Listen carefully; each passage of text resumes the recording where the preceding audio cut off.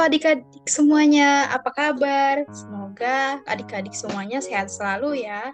Nah, hari ini kembali dengan Kak Tasya, kita akan membacakan sebuah cerita yang sangat menarik dari cerita sebelumnya. Nah, adik-adik kira-kira tahu nggak sih apa judulnya? Langsung saja yuk. Judulnya adalah Celengan. Celengan ditulis oleh Kak Krisna Sarbahari dan diilustrasikan oleh Kak Umes Chaudhary. Kita simak ya adik-adik. Namaku Kushi Kumari. Hari ini ulang tahunku. Dari ibu, aku dapat sebuah gaun yang mirip gaun yang dipakai salah satu bonekaku.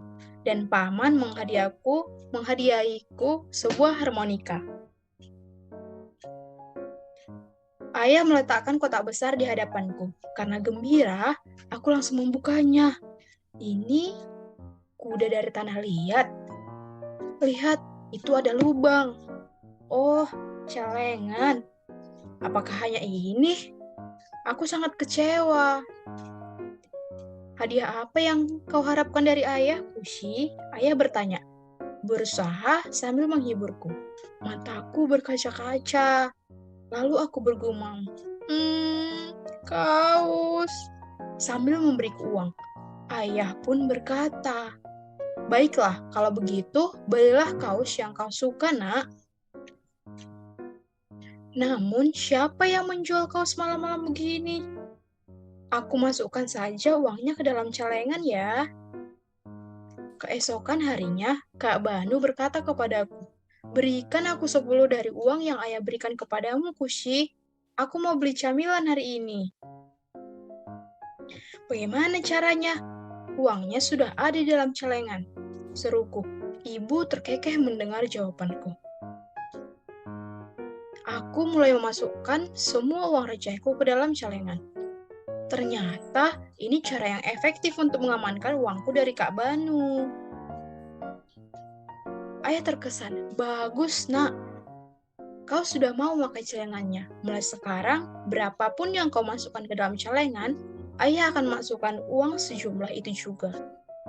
Untuk mendorong Kak Banu menabung, ayah juga memberinya uang dan menyuruhnya membeli celengan. Namun, Kak Banu bukan hanya gemar jajan, melainkan juga punya kebiasaan mentraktir teman-temannya. Bagaimana dia bisa menabung? Tak lama kemudian, kerjaan ayah mengharuskan kami pindah ke Dang, kampung halaman kami.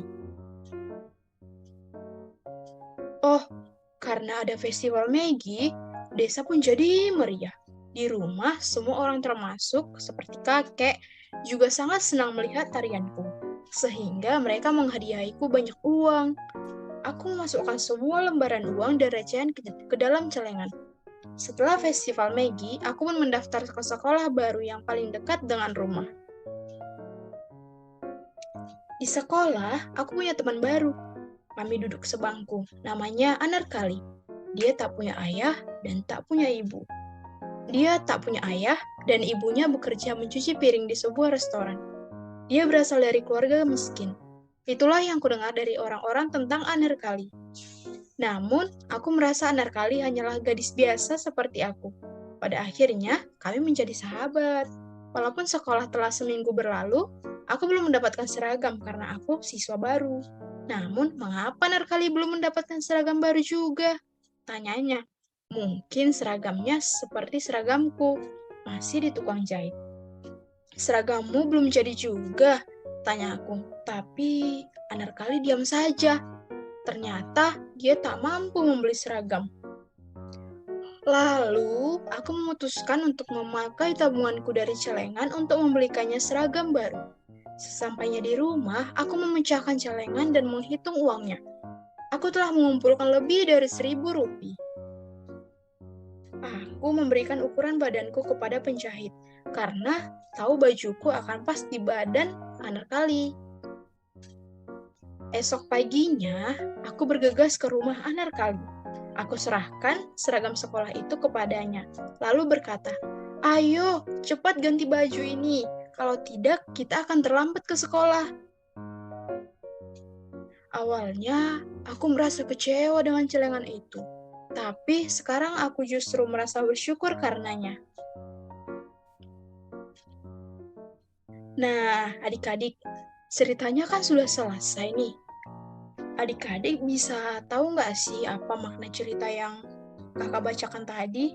Nah, kalau dari kakak sendiri, pesan yang kita dapat dari cerita yang kakak bacakan itu, kita harus selalu bersyukur apapun itu pemberian dari orang tua, dari teman, dari keluarga, dan lainnya, pasti suatu saat ada manfaatnya. Jadi kalian jangan langsung menuntut harus A, harus B. Jadi syukuri apa yang ada.